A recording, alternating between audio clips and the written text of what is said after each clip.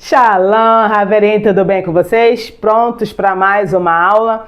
Hoje a gente vai estar estudando mais uma porção dentro da Parashá, que também é porção, Parashá é porção, mas nós vamos estar estudando hoje o capítulo 26 de Bereshit. Bereshit é Gênesis, Gênesis 26. Se você ainda não me conhece, meu nome é Radassa, seja muitíssimo bem-vindo aqui ao canal da AIN, e de fato é um prazer e é uma honra ter você aqui compartilhando das escrituras conosco, tá? Se é a primeira vez que você está aqui, eu vou pedir já nesse momento, porque eu sempre esqueço, que você curta aí se inscreva, né, no nosso canal, curta já o vídeo, ative as notificações, porque constantemente, tá, a gente tem vídeos aqui no nosso canal. Diariamente a gente tem vídeos aqui, seja aulas como as de agora, ou seja shorts, né, que são vídeos mais curtinhos, porém até os shorts são aulas que a gente dá, tá bom? Então, se você quer ser edificado, tenha certeza que esse é o nosso objetivo, te edificar através das escrituras. Então, por favor, curta, compartilha, se inscreva, ative as notificações e vamos nós. Bom, a gente também vai meditar hoje, tá? Na palavra emuná.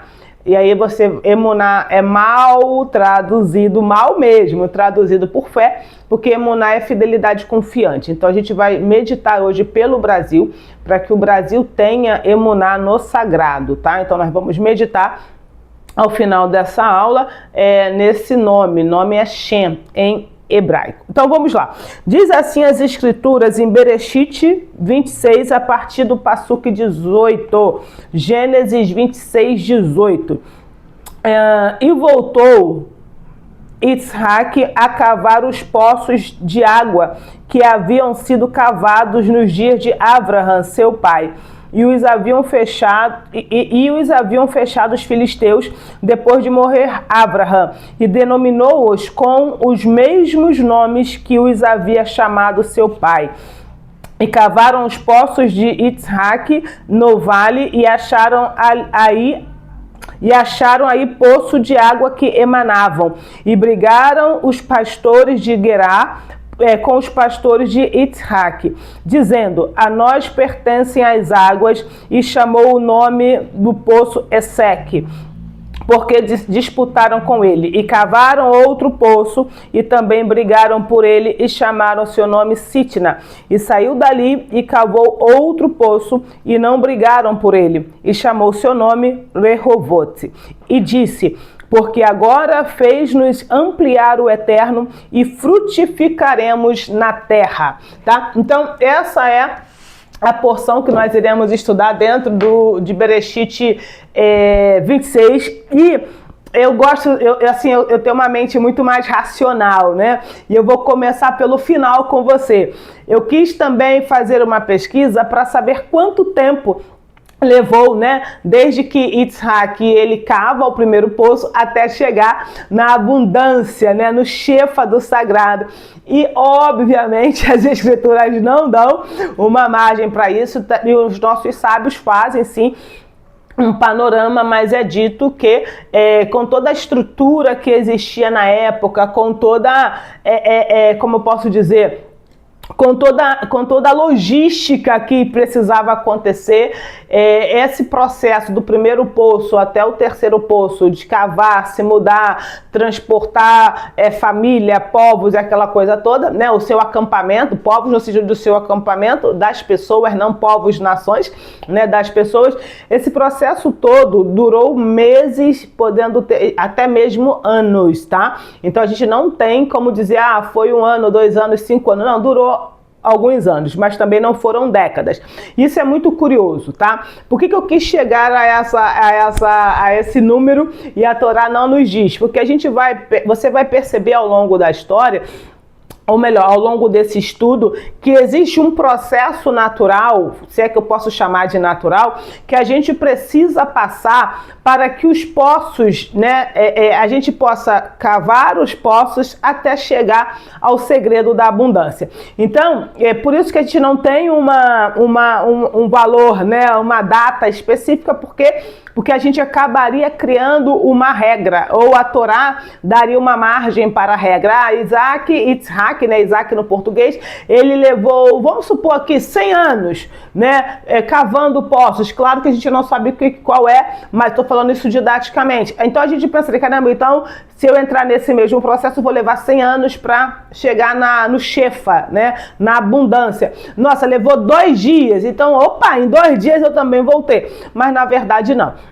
Então, do primeiro dia, ou melhor, do primeiro poço, que não deixa de ser do primeiro dia, né, da primeira vez que colocou a pá lá para cavar, até a água jorrar, houve um processo, e é esse processo que a gente vai trabalhar aqui hoje nesse nosso encontro. Bom, os poços, a gente precisa entender que os poços, eles não eram apenas buracos no chão, tá? Eles são linhas espirituais de herança. Então, quando a gente fala de linhas espirituais de herança, eu fiquei pensando o seguinte, que o Sagrado diz que os filhos são heranças, né, dadas pelo Senhor.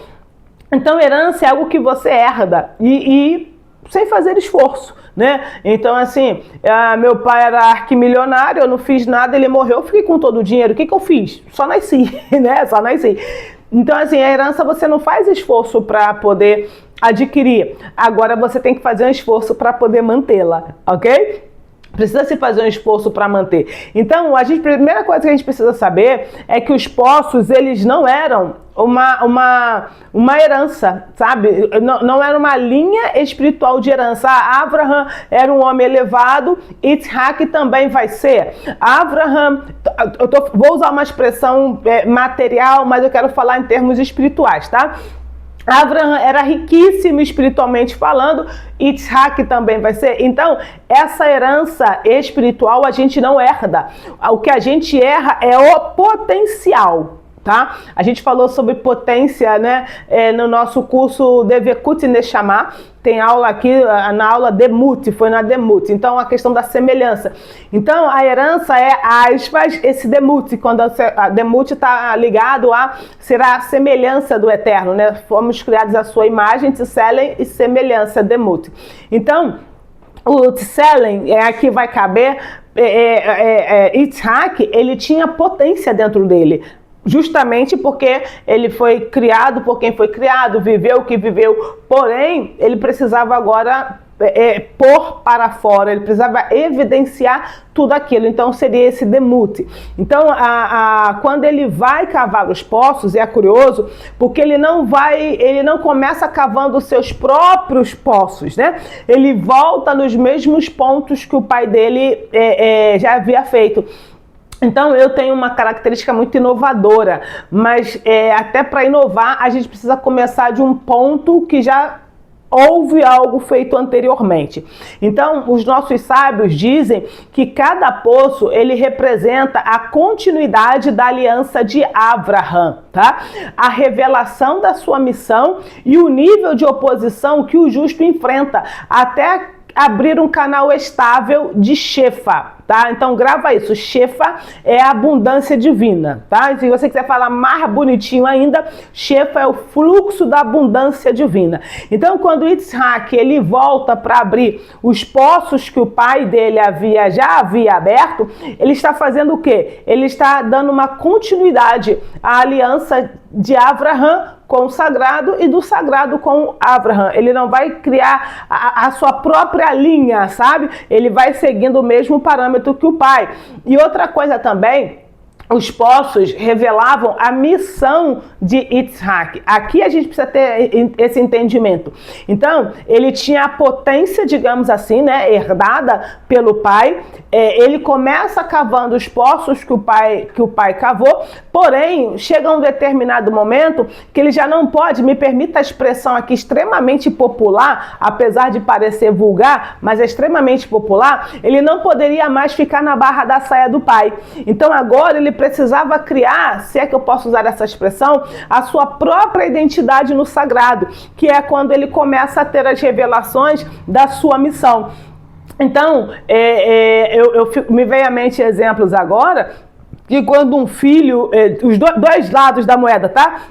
Um é quando o filho vai desenvolver o mesmo trabalho que o pai desenvolvia, e aí aquelas pessoas que já estavam acostumadas com o trabalho do pai, começam a fazer comparações. Poxa vida, mas ele não faz igual. Não tem que fazer mesmo, entende? Claro, depende, tá? Depende do que esse não tem que fazer mesmo. O que eu quero dizer é o seguinte, se o pai, vamos pensar um exemplo aqui qualquer, ele fazia arroz colocando alho, arroz e água, mas e se o filho quiser colocar alho, água e arroz? Mas ele não fazia igual, é isso que eu quero dizer, o que tem que ser feito? O arroz, a forma que vai fazer o arroz, se for lícito, se for segundo a orientação do sagrado, obviamente cada um vai ter a sua forma de fazer, tá? Então, Yitzhak, ele estava agora tendo uma revelação, né? Revelação no sentido de direcionamento de como o sagrado queria que ele fizesse e agiria através dele. Então, quando ele passa a ter essa revelação, quando a gente passa a ter essa revelação, até que a gente chega no Shefa, a gente com certeza absoluta, tanto quanto 1 mais 1 são 2, na base certa, né? Porque os matemáticos vão dizer, depende da base, eu não vou saber qual é a base, mas desde que seja aquela base que a gente aprende na escola, talvez seja a base 1, não sei. Então, assim, 1 mais 1 são 2, 2 vezes 2 são 4, isso é dentro da base literal, simples, que a gente aprende na escola, tá? Para os matemáticos não vir colocar fórmulas homéricas aqui para me provar que 2 vezes 2 pode ser outro número, que eu vou entender que pode, mas vocês estão entendendo o que eu quero dizer. Então, assim, é isso. Então, todos nós vamos enfrentar oposições. E nesse texto a gente vai entender os níveis de oposições que a gente enfrenta. Se você ainda não enfrentou, que é impossível não, tenha certeza que eu não estou profetizando, não estou te rogando praga. Mas se o sagrado tem uma obra com você, você vai enfrentar oposição. Radassa, não gostei dessa palavra, nem eu, fica tranquilo que eu também não gosto. Mas as oposições, por pior que possa parecer, tá? E aí eu tô falando pra você e não pra mim. As oposições são as melhores coisas que podem acontecer nas nossas vidas. Eu vou te dar um exemplo muito prático. Na minha juventude eu jogava vôlei e basquete, já tentei ser atleta alguma vez nessa vida. Eu jogava vôlei e basquete, então tinha um exercício que a gente tinha que fazer, que era para fortalecer a panturrilha. Então a gente colocava a mão assim na parede e colocava a perna atrás, fazendo o número 4, sabe? Colocava a perna atrás e ficava só com um pé. E só com a pontinha do pé a gente tinha que fazer assim, ó, sobe e desce, fazer repetições, porque isso fortalecia, vulgarmente falando, a panturrilha, tá? Ou a batata da perna, que é a panturrilha. E o que eu também fazia? Eu e uma amiga, né, a Karina, a gente ia à praia e a gente ficava jogando vôlei de praia, a gente jogava vôlei de quadra, mas a gente ia pra praia pra gente poder ter impulsão. E você sabe como que é difícil correr na areia e fazer todos os exercícios que tem que fazer na areia. E aí o que acontece? No vôlei, a rede masculina, ela é mais alta, não me lembro agora quantos centímetros, talvez uns 20, eu não lembro, mas eu acho que uns 20 centímetros mais alta do que a rede feminina. E um dia, também foi o único feito histórico que eu fiz, marcou a minha vida. Um dia, o meu treinador, né, o apelido dele era Mosquito, o nome dele é Luiz Carlos. Quando a gente estava chegando em época de campeonato, ele sempre colocava a gente para jogar contra os meninos, né? Os homens, os meninos não, os homens. E ele falava, olha, para os rapazes, senta mesmo a mão, não tenha pena, não tenha dó, porque são mulheres, né? E o que acontece? Numa dessas, eu consegui, foi puro milagre, eu confesso, foi um milagre, eu consegui bloquear um rapaz e eu ainda estava de costa, foi um milagre, assim, foi um feito histórico, eu teria que ter entrado pro Guinness. Mas isso por quê? Porque, primeiro, eu estava fortalecendo a panturrilha, e aí a panturrilha que dá a impulsão, e aí eu lembrei posteriormente, né, quando eu já estava na presença do sagrado, que tem um texto que fala que o sagrado vai nos... Acho que está em Abacuque, que o sagrado vai nos dar pés como os das corças para saltarmos altaneiramente por sobre as nossas montanhas. Então, o fato de fazer esse exercício da panturrilha, que doía, às vezes parecia que estava dando cãibra na panturrilha, doía muito. Ir à praia, treinar, e eu não tinha condições financeiras, sabe? Eu levava garrafa de água de casa para beber, porque eu não tinha condições de comprar coisas na rua, nós não tínhamos, né? E tudo mais. E a gente ia 3 vezes por semana, às vezes, era muito puxado, mas esse é um feito que eu fiz, né? É milagroso, torno a dizer, foi um puro milagre, né? Puro milagre. Mas isso tudo para te dizer o quê? Que treinar a panturrilha me fez fazer algo surpreendente. Então, as oposições que vêm, o teu opositor, sabe? Eu digo isso, sabe? E as pessoas têm um pouquinho de dificuldade de entender e eu vou explicar para você. O teu opositor é o teu melhor amigo. Entende? O teu opositor é o teu melhor amigo. Sabe por quê? Porque é justamente por ele ser o teu opositor que ele faz você crescer. Quer um exemplo muito clássico aqui? Vamos falar de futebol? Eu adoro esporte, se você ainda não percebeu, eu adoro esporte. Então a gente tem dois personagens muito clássicos. A gente tem Messi e a gente tem Cristiano Ronaldo. Eles são opositores dentro do futebol. E eu estou falando de mim mesma, tá? É justamente porque um tem o outro como opositor e um já foi foi o melhor do mundo algumas vezes e o outro também, porque a disputa durante alguns anos ficou entre os dois. É exatamente um ter o outro como opositor. Um exemplo, é exatamente o Messi ter o Cristiano Ronaldo, né, como opositor, que faz o Messi ser quem ele é, um fenômeno. É justamente o Cristiano Ronaldo ter o Messi como opositor que faz o Cristiano Ronaldo ser um fenômeno. Consegue entender? É por isso que eu estou dizendo para você que um é o melhor amigo do outro. Por quê? Porque é exatamente essa oposição que faz eles crescerem. E aí a gente vê nas escrituras uma coisa muito interessante. Quando o Eterno diz para Adão que vai dar a ele uma ajudadora idônea, né? Assim que está na sua Bíblia, uma ajudadora idônea. Não existe essa expressão. É o Ezer Kenegdo. Ezer Kenegdo é uma ajuda que lhe seja contrária. Entende? Então, o papel da esposa, e eu vou explicar isso para você não me interpretar mal e nem pegar um recortezinho para dizer que eu falei o que eu não disse dentro do contexto.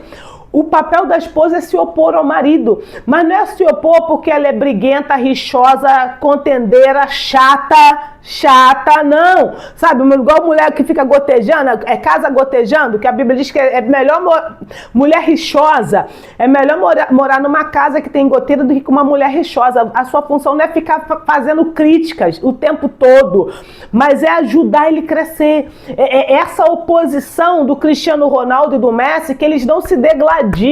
Eu particularmente não vejo um falando mal do outro nas entrevistas, eu não vejo um denegrindo a imagem do outro. Eles têm lá, olha, o Cristiano Ronaldo, o Messi é o meu espelho a ser superado.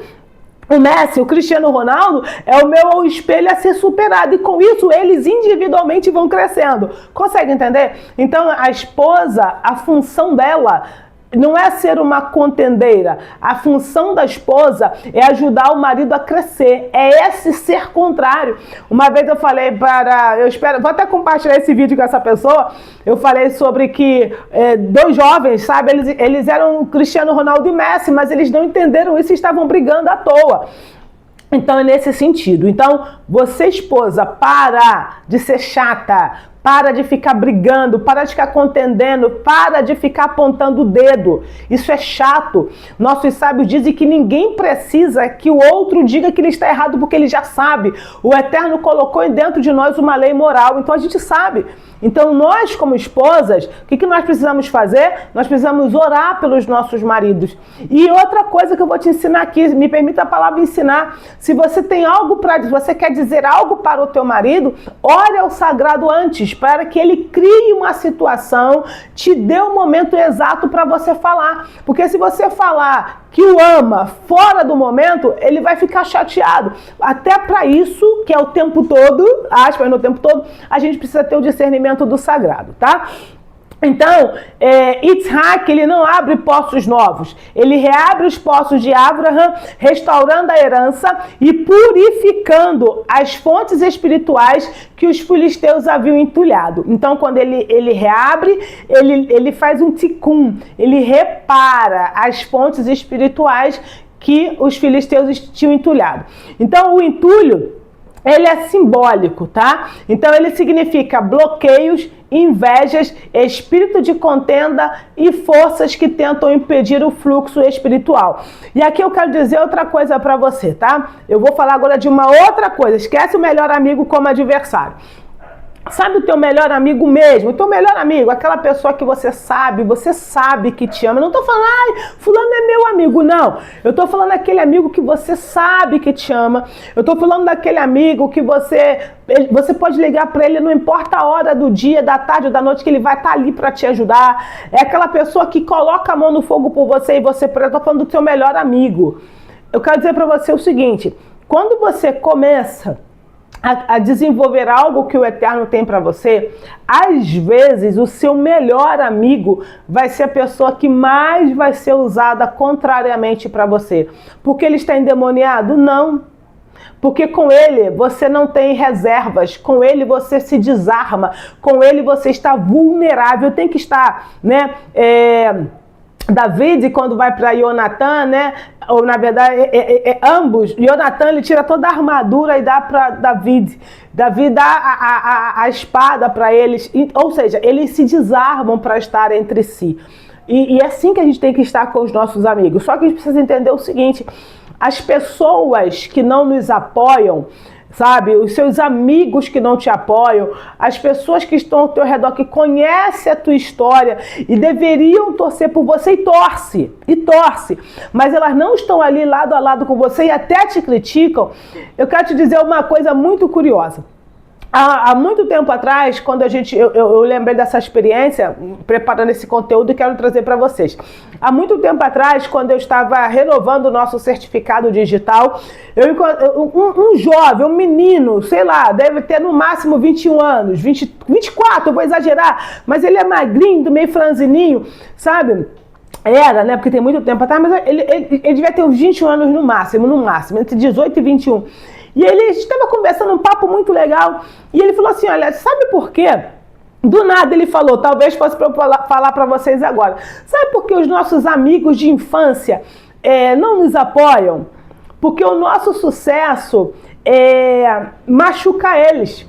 Por quê? Não é que eles não querem o nosso sucesso, eles querem o nosso sucesso. O problema não está em nós. Grava isso. O problema não está em você, está nele. Por quê? Porque ele olha pra você e fala assim, caramba, a gente cresceu junto, a gente jogou bola junto, a gente brincava de casinha juntos, né, pessoal das meninas? Brincava de casinha juntos, a gente fez tudo junto, estudamos na mesma escola, comíamos a mesma comida, tivemos as mesmas oportunidades, e olha como você, né, olha como fulano está e olha como é que eu estou. Fulano está lá em cima e eu estou aqui embaixo. Então isso é muito difícil para ele. E aí essa escritura vai dizer que antes que a gente tirar o cisco do olho do outro, a gente tem que tirar a trave do nosso. E como eu digo, a trave é muito mais pesada do que um cisco. Então é mais fácil tirar o cisco do teu olho do que a trave do meu. Então os seus amigos, as pessoas que te conhecem, as pessoas que estão ao seu redor, as pessoas que fazem parte do seu círculo de relacionamento, elas não vão ser os seus clientes, elas não vão ser os seus parceiros de negócio, elas não vão... É estranho falar isso. Elas não vão te apoiar como você queria que te apoiassem. Por quê? Porque como você está desarmado em relação a essa pessoa, e torna a dizer, precisa estar em partes, o que acontece? Elas são usadas para quê? Para trazer bloqueios, para trazer invejas, espírito de contenda, e as forças contrárias, o Sitra Ahra, o outro lado, acabam usando essas pessoas para impedir o fluxo. Por que disto? Porque, olha só, eu, Hadassah, sou a sua melhor amiga, ok? E o que acontece? Em vez de eu te apoiar, eu não percebo, entende? Eu não sou ruim, entende? Eu não sou ruim, mas as forças contrárias acabam me influenciando contra você. E aí você fica triste, poxa vida, Radassa, pô, caminha comigo, me viu crescer, não me apoia, e você vai ficando triste. E quando você fica triste, você abre espaço para que as forças contrárias, entende? Comecem a agir e te influenciar. Usando uma expressão muito popular, começa a te setar. Então, as pessoas que estão ao nosso redor, salvo exceções, precisam ser com elas que a gente tem que ter mais resistência. Não é resistência, a gente precisa estar muito mais com a guarda levantada. Não é para bater, não. É guarda levantada, escudo. Sabe o escudo da Emuná? Escudo. Armadura do Ruach HaKodesh. Então, grava isso. As pessoas que estão mais próximas de você não vão comprar nada seu, não vão divulgar nada seu, não vão compartilhar nada seu, não vão te indicar para nada, porque você mostra para ela que ela não conseguiu chegar lá o tanto que você chegou. E isso, nela, gera inveja ou até cobiça. Ela te inveja? Não. Ela quer teu mal? Não. Mas ela olha para dentro dela e fala, caramba, eu não cheguei lá. Então, a partir de hoje, você está proibida de brigar com seu melhor amigo. Não é brigar com ele, fisicamente e verbalmente, não, brigar com ele aqui dentro. Você está proibida e proibido de brigar com ele aqui dentro, de ficar chateado com ele. Por quê? Porque agora você tem um conhecimento que talvez você não tinha antes. Ele não quer o teu mal. Grava isso, ele não quer o teu mal. Só que o teu sucesso, não é que o teu sucesso incomoda ele porque ele não quer que você tenha sucesso. O teu sucesso incomoda ele porque ele olha para ele e vê que não conseguiu chegar lá como você chegou. E tem outro lado da história, tá? Uma vez eu estava vendo uma coisa no Facebook, há séculos atrás também. Se as pessoas não caminham com você é porque pombo não caminha com águia. Mas quem disse que você é águia? Você também pode ser o pombo. Então a gente precisa entender aonde nós estamos. E aí os nossos sábios falam assim, quem é o rico? Quem é o Ashir? Quem é o rico? Rico é o que está contente com o seu quinhão. Então se o Eterno te chamou para ser pombo, seja pombo. Se o Eterno te chamou para ser pardal, seja pardal. Se o Eterno te chamou para ser águia, seja águia. Ou seja aquilo que o Eterno te chamou para ser, ok? Seja aquilo que o Eterno te chamou para ser, esteja aonde o Eterno te chamou para estar. Agora, você precisa saber o que o Eterno quer que você seja e precisa saber onde o Eterno quer que você esteja, porque se o Eterno quer que eu esteja fazendo nada e eu estou querendo ser a presidente da Petrobras, aí eu vou ter realmente inveja de quem está lá, porque não é isso que o Eterno quer para mim. Agora, se o Eterno quer que eu seja presidente da Petrobras e eu quero ficar sem fazer nada, eu também vou ter problemas. Então eu preciso saber o que o Eterno quer de mim e o que ele quer fazer através de mim, ok? Bom, os 3 poços, vamos ver o nome dos 3 poços, tá? A Torá não desperdiça nomes.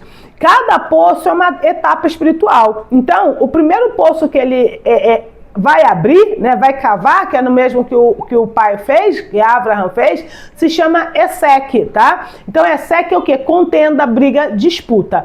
Então representa o nível em que o justo encontra resistência aberta.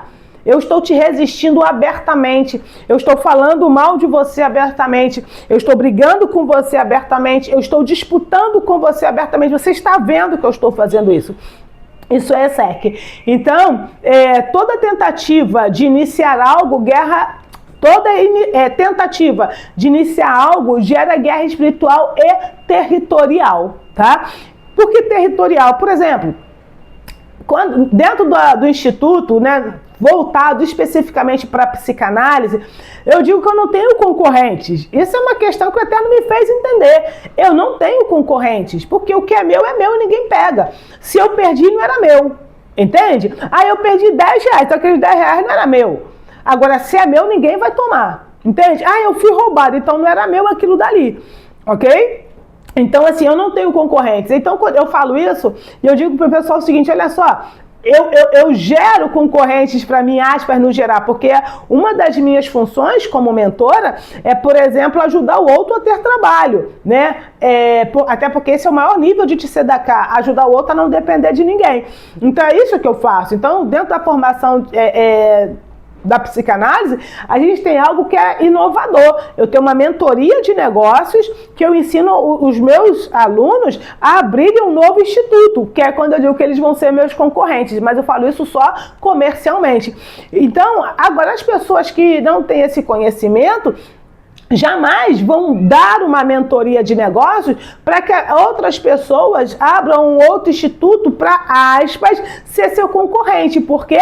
Porque territorial, é uma disputa territorial. E essa disputa territorial, no plano físico, só acontece quando há uma disputa territorial no plano espiritual. E sempre há disputas territoriais no plano espiritual. Até porque cada avanço que você dá é um Shedim, né? É um espírito imundo, é um Sar, é um príncipe que você destrona.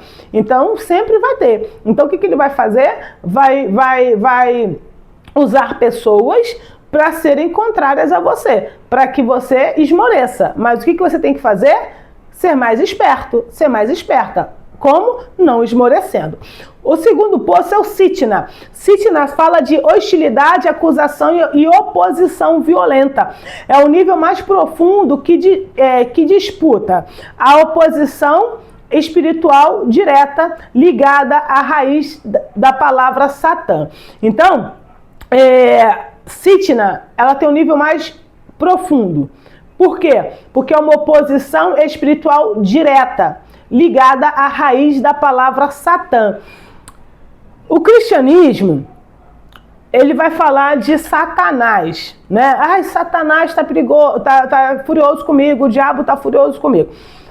Coloca a palavra Satanás como se fosse uma pessoa, né, ou uma entidade. Não, Satã, né, Satã, Ha-Satã, o Satã, significa o quê? O acusador. Então não é uma pessoa, é sim uma característica, tá? É uma característica. Tanto é que Yehoshua, em dado momento, Kefa fala assim, ele fala que ele ia morrer, e Kefa, né, fazendo parte dos seus 3, né, mais próximos, dos seus 3 talmidim mais próximos, discípulos mais próximos, Kefa fala assim, não faz isso. O que Yehoshua fala? Para trás de mim, Satã. Ou seja, para trás de mim, acusador, né? Ou seja, você tá agindo de forma opositora. Porque agindo, não é que ele seja Satanás, até porque não existe ser Satanás, existe uma característica. Quer ver uma coisa muito legal? Fla-Flu, vou falar Fla-Flu, Grenal, São Paulo e Corinthians, 2 times de futebol, Cristiano Ronaldo e Messi, ou seja, Fla-Flu, Flamengo e Fluminense, Flamengo e Fluminense. Para o Flamengo, o Fluminense é Satã. Por quê? Porque é adversário. Para o Fluminense, Flamengo é Satã. Por quê? Porque é adversário. Significa que eles vão se matar? Claro que não. Naquele momento ali, são adversários, por exemplo. Ou até falar diferente. Dentro do Flamengo, tem 3 goleiros. Vamos pensar assim, eu não sei quantos goleiros são. Tem 3 goleiros. Então, esses 3 goleiros, para o goleiro 1... o goleiro 2 e o 3 é Satã. E assim sucessivamente. Por quê? Porque o goleiro 2 está querendo pegar o lugar do goleiro 1. O goleiro 3 está querendo pegar o lugar do 2 e do 1. Por quê? Porque todos eles querem ser o primeiro goleiro. Então, eles... o 2 e o 3, o 2 e o 1, e aí vai, é Satã. Consegue entender? Isso é ser Satã. Quando eu sou o Eterno tem uma obra na sua vida, e eu, de alguma forma, inconsciente, quero falar para você não fazer, eu estou sendo Satã. Entende? Por quê? Porque eu estou agindo como acusador, como um opositor. Não é porque eu seja Satã. Não mesmo. Mas naquele momento eu estou agindo como? Por quê? Porque eu estou agindo com acusação e oposição. Então, todas as vezes que alguém se opõe a você naquilo que o sagrado quer que você faça e que você tem consciência disso, essa pessoa está sendo Satã, tá? Ela tem tridente, tem chifre, vai te levar para o inferno? Não, ok? Então, essa é a perspectiva hebraica da palavra Satã. que foi mal traduzido para Satanás como uma pessoa. Bom, aqui as forças tentam sufocar totalmente o fluxo da bênção, tá? Então, do Shefa, como eu falei antes. E o terceiro nível é o Rehovot, tá? Aí aqui entra naquilo que a gente realmente quer, 100 por 1. Então, o Rehovot são ampliações, espaços largos, campo aberto, expansão, tá? Quando Yitzhak chega ao terceiro poço, ele declara: que ataque Riv Adonai Lanu. Agora o Eterno nos ampliou. É o momento em que o Sagrado tira Yitzhak do aperto e lhe dá um domínio que ninguém consegue contestar. Primeiro ele teve que passar por uma oposição aberta, Ezeque. Depois ele teve que passar por uma oposição velada. E aqui eu tô pensando que às vezes, tá? Satã não é só o outro, não. Às vezes Satã sou eu para mim mesma. Eu acho que aqui está o perigo. Porque quando é o outro, você rebate. Mas é quando você... Aí a gente, vamos usar um termo bonitinho, né, da psicologia. E quando você se auto-sabota? E quando você diz que não é isso que o Eterno quer para mim e vai fazer qualquer outra coisa? Eu confesso para você, já fui Satã na minha vida várias vezes. Várias vezes já fui Satã na minha vida. Eu mesma fui uma oposição para mim, para aquilo que o Eterno queria para mim. Então, entende o que quer dizer Satã? Isso é ser Satã. Opositor. Então, o Rehovot é onde não há mais guerra. É onde você vai continuar tendo oposição. Vai sempre ter oposição. Mas elas já não te influenciam mais. Você já sabe lidar com elas. E essas oposições, a oposição aberta, ela passa a ser até mais difícil de acontecer. Por quê? Porque, infelizmente, as pessoas elas estão acostumadas a ver só o edifício já pronto. Elas estão acostumadas ou elas querem desfrutar apenas da sombra, das folhas da árvore. Mas ninguém quer te ajudar dia por dia regar aquela planta, aquela árvore, aquela semente. Então, quando você chega em Rehovot, é quando a árvore está dando frutos. Teoricamente, quem vai questionar? Já está dando fruto? Já está colhendo a 100 por 1? Tá? Então, o terceiro ponto para a gente quase finalizar é o seguinte: por que a abundância, né, só veio depois, só vem em Rehovot? Já que Ezeque já tinha a experiência do pai, Sitna também, e agora Rehovot, que ele consegue então achar água. Porque a semeadura de Yitzhak e a colheita, que é Meat Shearim, que é 100 medidas, ocorre depois que ele chega em Rehovot. Então, às vezes, por exemplo, eu vi eu não vou falar exatamente. A pessoa que criou a lâmpada, né, a lâmpada da eletricidade, ele falou assim: olha só, eu não falei 10 mil vezes, eu só descobri 10 mil maneiras de não fazer. Então, as pessoas elas não sabem lidar com o que alguns vão chamar de fracasso, certo? Então, assim, todas as 10 mil vezes, não sei se foi Thomas Edison, essas 10 mil vezes que ele tentou, todas elas, ele estava, por exemplo, treinando a sua panturrilha. Ele estava se aperfeiçoando. Então, entenda isso. Eu vou usar uma expressão pesada aqui, que é de propósito. Quantas vezes você fracassou? Sabe? Quantas vezes você deu com os burros na água, como dizem? Todas essas vezes não foram fracassos. E também não vou falar bonitinho que foram formas para você aprender a não fazer. Não vou falar isso não. Todas essas vezes que aparentemente você fracassou, era porque o Eterno estava te treinando, te aperfeiçoando nas riquezas ilícitas, que são as riquezas mundanas, para que quando você adquirir a verdadeira riqueza, Rehovot, que são as riquezas espirituais, você saiba exatamente como fazer e não fazer. Então, não existe colheita de Meat Shearim, que é 100 vezes, enquanto o justo não está em lugar... Desculpa, não existe colheita de 100 vezes enquanto o justo está em lugar de contenda ou acusação. O que eu quero dizer? As pessoas que a Radassa está contendendo com você, a Radassa está te acusando, não discuta com a Radassa. Não discuta. Simplesmente se retira. Simples. Se lembra o que aconteceu com Abraham e Lot? Os pastores de ambos estavam brigando. Lot, vamos fazer o seguinte, meu querido sobrinho. Se você for para a direita, eu vou para a esquerda. Se você for para a esquerda, eu vou para a direita. A gente é irmão, não vamos brigar. Então, quando a Radassa começar a contender com você, Radassa, olha só, se você quer ir para a direita, eu vou para a esquerda. Se você quer ir para a esquerda, eu vou para a direita. Não fique em lugar que tem contenda.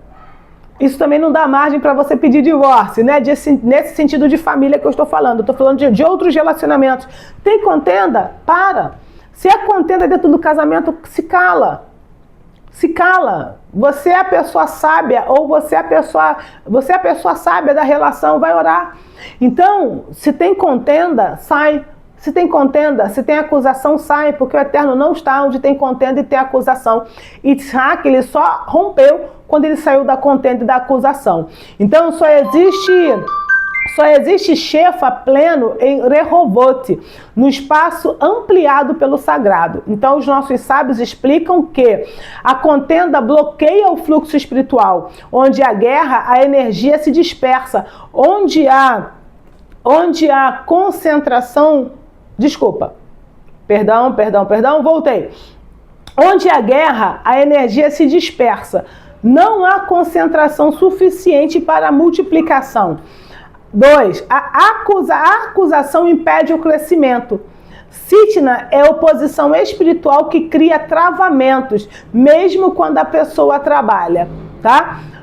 E outra coisa que é muito interessante, você sabe o Deus que você serve? Você realmente conhece Ele? Então, escolha sofrer a afronta. Escolha sofrer o prejuízo. Escolha sair perdendo. Mas saia do meio da contenda, da briga e da acusação.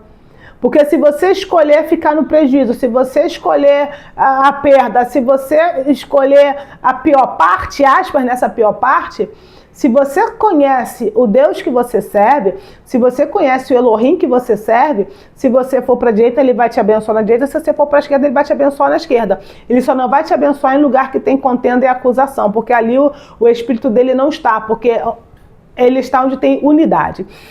Rehobote é o ponto onde o sagrado afasta os inimigos e estabelece o domínio. Somente quando o justo está em estado de shalom, de paz, legitimidade e espaço aberto, é que a brahá, a bênção, pode pousar. Isaac, ele herda o mérito de Abraham, mas precisa provar seu próprio território espiritual.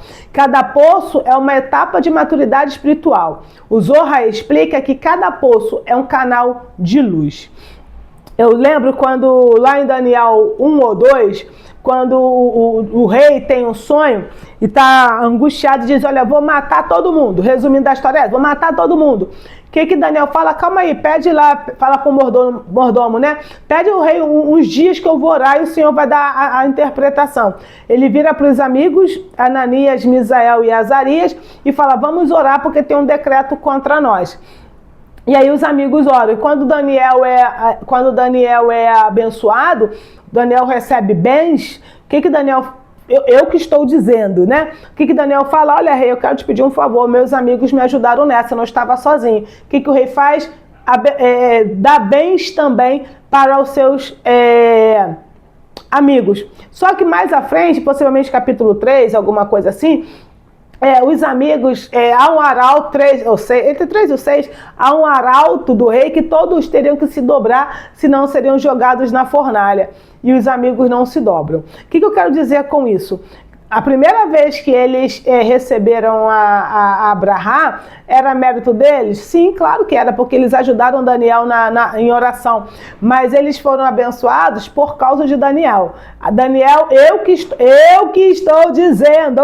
Daniel vai lá e intercede para o rei. Mas agora, por quê? Porque ele recebe uma herança. Mas agora, eles precisam provar a sua emuná no sagrado. E consegue entender o que quer dizer? Num primeiro momento, você pode ser abençoado porque alguém conquistou isso para você, ou porque você estava em parceria com alguém. Então alguém foi abençoado, você abençoou também. O cálice transborda, te alcançou. Mas para que você tenha a sua própria riqueza espiritual, você precisa provar a sua emuná, tá?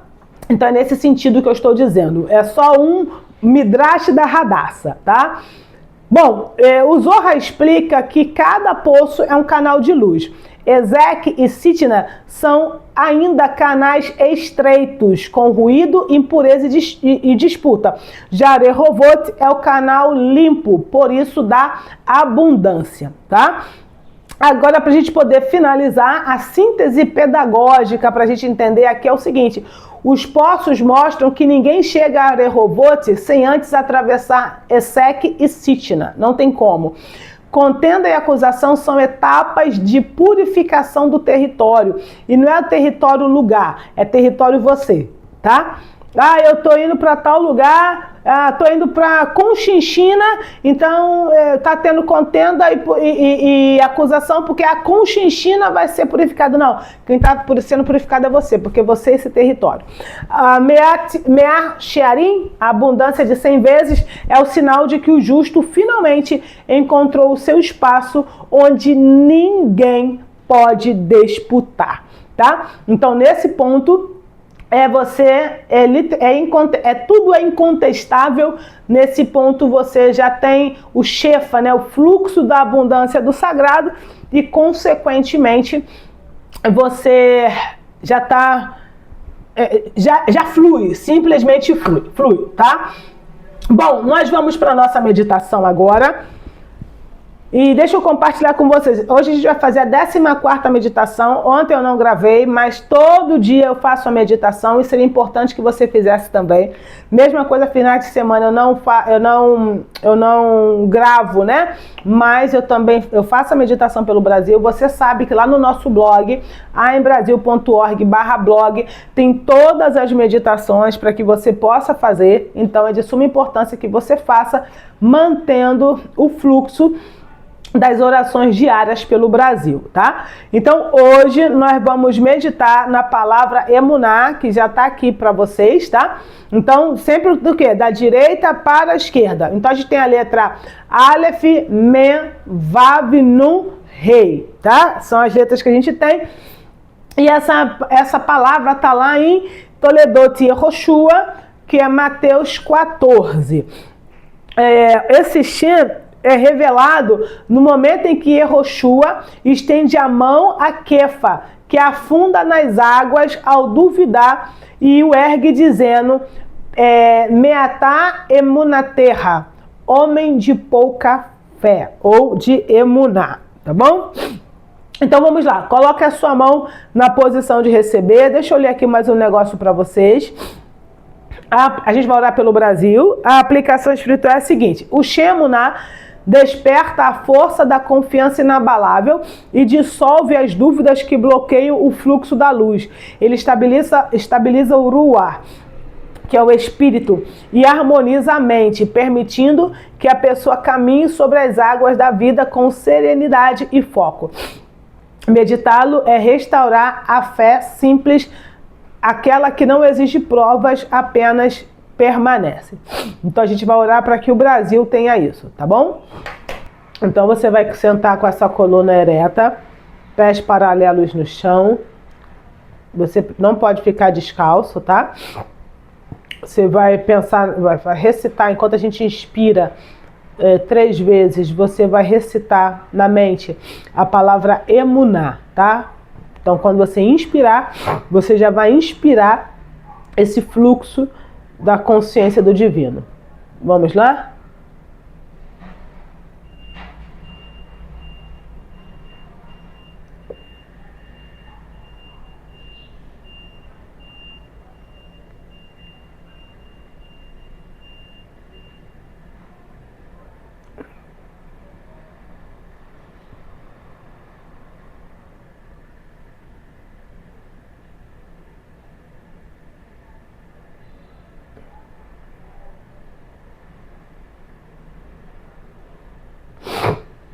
Agora você vai se ver dentro de uma Gendavir de cor dourado, maior do que o Brasil. Você vai se ver como uma coluna de luz dentro do hexágono central.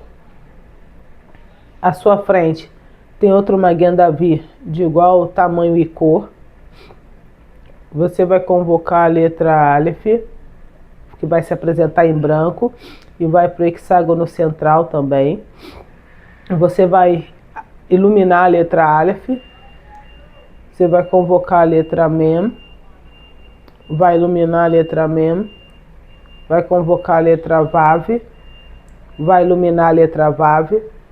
Vai convocar a letra Nun. Vai iluminar a letra Nun. E vai convocar a letra Re. E vai iluminar a letra Re. Então a gente tem agora Aleph, Mem, Vav, Nun e Re completamente iluminado. Essas 5 chamas vão se transformar numa única chama que vai sair pelo pico superior do Maguen David que ela está e vai ser atraída até o pico superior do Maguen David que nós estamos. Então essa chama vem para a nossa Neshama, simbolizado pela nossa mente, ativa a nossa Neshama, desperta a nossa Neshama, vai para Urua, ilumina a Urua, simbolizado pelo nosso coração, e vai para o Nefesh, simbolizado pelo fígado, e purifica o Nefesh. Volta para Urua, ilumina Urua, vai para Neshama, ativa a Neshama. Volta para Urua, iluminando Urua, vai para Neshama, ativando a Neshama. Urua, Neshama, Urua, Neshama, Urua, Neshama, Urua, Neshama, Urua, Neshama. A gente expulsa essa chama, que ao sair se transforma numa grande nuvem de luz plena da consciência do divino para trazer Emuná para nós. Emuná é fidelidade confiante. Então essa nuvem ela explode e começa a cair flocos de luz sobre nós. E em cada floco de luz está pleno da consciência do divino, fazendo com que a gente fique pleno dessa consciência. O nosso Nefesh, Urua, Neshama completamente magnetizado, toda a nossa essência completamente magnetizada. Agora que a gente está completamente encharcado dessa consciência, a gente dá as mãos e a gente coloca entre nós o Brasil, que é do tamanho de uma bola de futebol. Onde houver um brasileiro na face da terra, esse brasileiro e a nação que ele está também serão beneficiados com essa meditação. E todo estrangeiro que estiver aqui no Brasil, seja passeio ou residente, ele e a nação que ele está também receberão dessa energia. Então a gente projeta sobre o Brasil e todas essas pessoas e nações representativas, né? A gente projeta sobre eles do nosso terceiro olho um jato de luz violeta, de forma que eles tenham como se fosse uma segunda pele. E assim eles ficam, tanto quanto a gente, todo brasileiro, todo estrangeiro e todas as nações ficam completamente plenas da fidelidade e confiança no sagrado.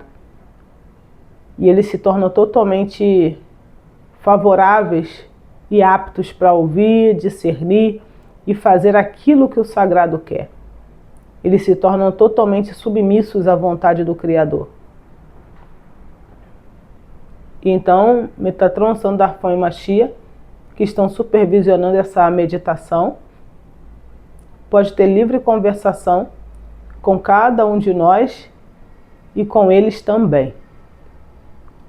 Esse é o momento que você pode ter livre conversação com ele e perguntar aquilo que você quiser.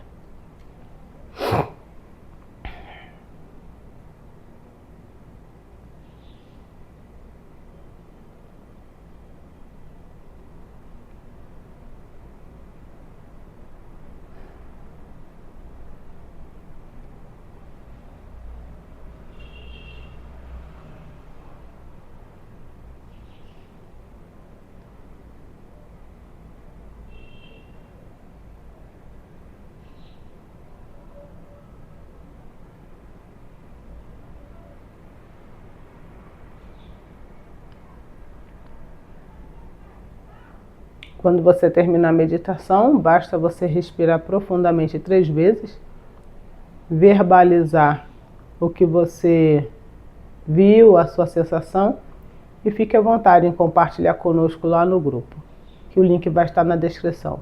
Shalom, shalom, Lehitraot.